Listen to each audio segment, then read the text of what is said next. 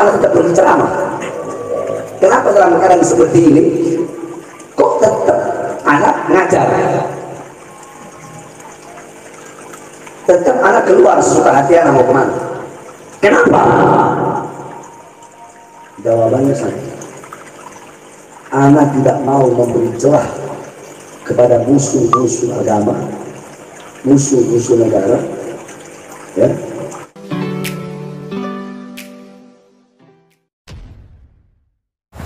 Assalamualaikum warahmatullahi wabarakatuh. Jumpa lagi dengan saya di channel Gagasan Progresif 79, sahabat sebangsa dan setanah air di mana saja Anda berada. Kembali kita mengulas informasi update terkait dengan viralnya Habib Bahar bin Smith, ya, yang kemarin diberitakan ditembak, ya. Setelah beberapa jam, ya, memang Habib Bahar bin Smith itu kemudian melaporkan peristiwa itu kepada aparat kepolisian, dan dia pun kemudian menjalani proses visum, ya. Tetapi sampai hari ini kita belum mendapatkan informasi terkait dengan seperti apa hasil, ya, dari pemeriksaan aparat kepolisian ini. Tentu kita menunggu, ya, seperti apa hasilnya. Tetapi ada fenomena unik dari Habib Bahar bin Smith. Setelah kejadian itu dia kembali kemudian berceramah, memberikan, ya, pengajaran seperti biasanya di majelisnya, di depan para santri dan para jamaahnya.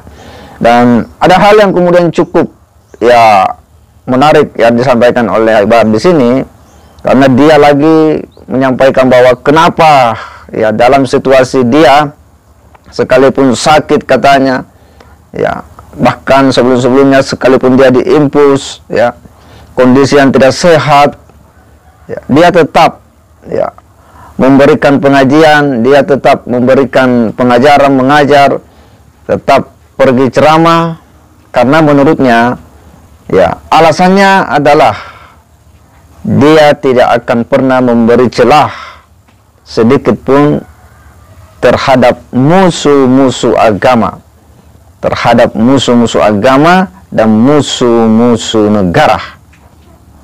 Inilah yang katanya membuat Habib Bahar bin Smith tidak bisa tinggal diam, tidak bisa hanya diam, sekalipun dia dalam kondisi yang tidak fit, dalam kondisi yang sakit, ya, baru-baru diberitakan tertembak, ya, melapor ke polisi, lalu kemudian dia muncul lagi memberikan ceramah dan mengatakan tidak akan memberi celah terhadap musuh-musuh agama. Lalu yang manakah yang dimaksud musuh-musuh agama dan musuh-musuh negara oleh Habib Bahar bin Smith ini? Saya kira ini hal yang cukup menarik untuk kita dalami, untuk kita telaah secara bersama-sama. Dan seperti apa pemahaman yang dimaksud oleh Habib Bahar bin Smith ini? Saya kira ini hal yang sangat menarik kita selami. Tapi untuk lebih jelasnya kita akan simak dulu bagaimana, ya, penjelasan dari Habib Bahar bin Smith ini. Kita simak dulu sama-sama. Andaikan anak mati juga, yaitu cita-citanya anak kok. Anak mati, itu cita-citanya. Habib Bahar berani banget, ya, berani mati. Bukan berani mati. Habib Bahar berani banget, ya, cari mati. Enggak, kenapa cari mati? Anak jatuh cinta dengan mati. Tapi matinya bukan mati konyol, matinya mati berjuang untuk bangsa, berjuang untuk agama, berjuang untuk negara, berjuang untuk rakyat Indonesia, melawan kezaliman, melawan penjajahan, melawan ketidakadilan.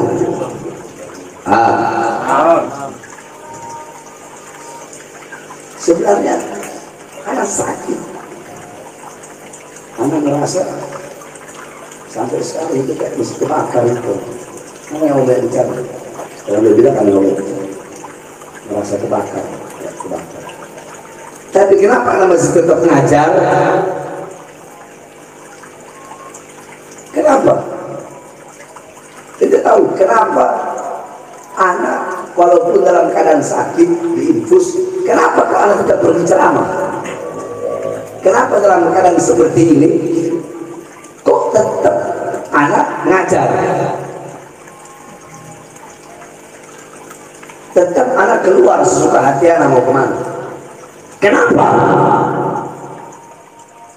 Jawabannya satu. Anak tidak mau memberi celah kepada musuh-musuh agama, musuh-musuh negara, ya, untuk merasa bahwa mereka menang. Anak gak mau ngasih celah ke mereka untuk merasa, oh saya menang. Ngasih celah untuk itu aja anak gak mau. Makanya walaupun sakit anak paksa.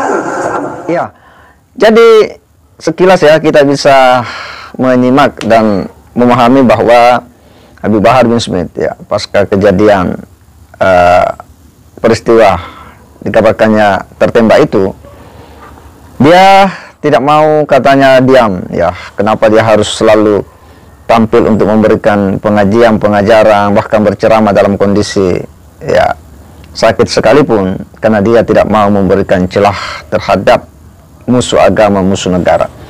Tentu mengundang pertanyaan kepada kita semua, manakah yang dimaksud oleh musuh agama itu?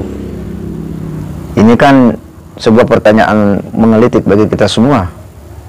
Tentu di sini harus dilihat ada dua hal, ya, agama dan pemahaman terhadap agama. Sebab jika kita keliru, ya ini bisa fatal memahami mana musuh agama. Agama tentu mengajarkan hal yang sifatnya positif, hal yang baik, ya. Tetapi pemahaman orang terhadap agama, ini yang biasa bermasalah. Apakah ketika ada orang yang kemudian mengkritik seorang pendakwah, ya, seorang penceramah, ya, yang menyampaikan pemahaman-pemahaman agamanya yang dianggap itu bertentangan, ya, dengan nalar umum atau bertentangan dengan apa yang diajarkan oleh agama itu sendiri, lantas kita kemudian dianggap sebagai musuh agama, ini kan problem. Agama dan pemahaman terhadap agama, ya, Al-Quran itu suci, ya, tetapi penafsiran orang terhadap Al-Quran, ini bisa berbeda-beda. Dan yang masalah itu ketika perbedaan itu tidak bisa ditoleransi, dalam artian bukan wilayah khilafiyah yang memang sudah disepakati oleh para ulama. Karena kenapa agama itu ya menghormati, menghargai yang namanya akal sehat. Agama itu akal. La dina liman la aklalahu. Artinya tidak beragama seseorang itu yang tidak berakal. Artinya apa? Bahwa agama itu sangat menghargai, menghormati, akrab dengan akal sehat manusia. Memberikan posisi ya peran yang utama terhadap akal, ya, khususnya akal sehat untuk memahami ajaran agama. Nah, di sini memang kita harus berhati-hati.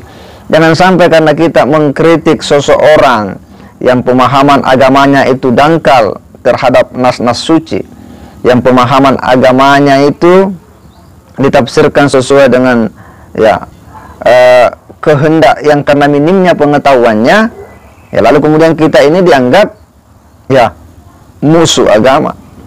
Yang hari ini ketika ada orang yang kemudian mempersoalkan, mendiskusikan masalah sejarah, misalnya sejarah habaib di Indonesia, ya, lalu orang ini dianggap mempersoalkan, menentang, misalnya Habib, tidak suka pada Habib, padahal dia hanya mencoba melakukan kajian terhadap sejarah Habib di Indonesia misalnya.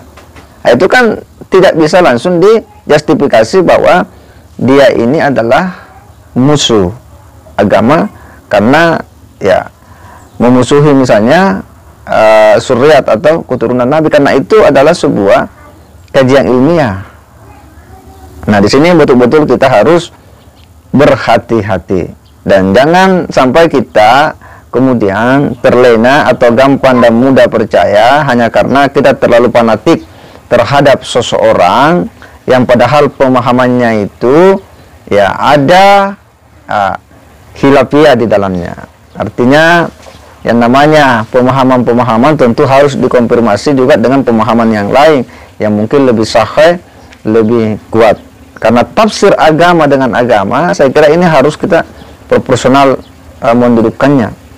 Ya, agama itu mengajarkan kebaikan, agama itu mengajarkan kebenaran, tetapi penafsiran seseorang terhadap agama, ini beda derajatnya, beda kualitas kebenarannya. Karenanya disinilah kita harus hati-hati supaya kita tidak gampang mudah ya, dan terjebak pada fanatisme buta dan mengikuti pemahaman-pemahaman yang bisa jadi pemahaman itu cukup dangkal. Dan katanya umat ini perlu untuk kemudian diedukasi dengan sejumlah ya pemahaman-pemahaman yang benar berdasarkan pandangan-pandangan para ulama yang memang orisinil untuk kita teladani.